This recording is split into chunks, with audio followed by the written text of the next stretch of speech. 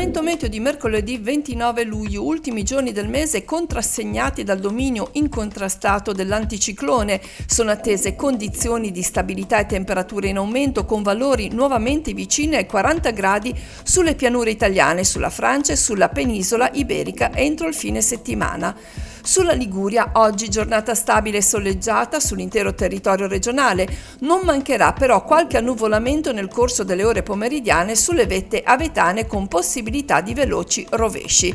I venti saranno a regime di brezza in direzione variabile, dai quadranti settentrionali in prima mattinata e in tarda serata e dai quadranti meridionali nel corso delle ore diurne.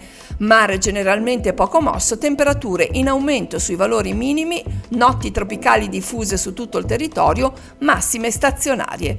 Previsione per la giornata di giovedì 30 luglio. Giornata meteorologicamente analoga alla precedente, con cieli sereni in costa e qualche nube nel corso delle ore pomeridiane sulle vette appenniniche e alpine. I venti saranno a regime di brezza in direzione variabile, dai quadranti settentrionali in prima mattinata e in tarda serata e dai quadranti meridionali nel corso delle ore diurne. Mare generalmente poco mosso, temperature stazionarie o in lieve aumento.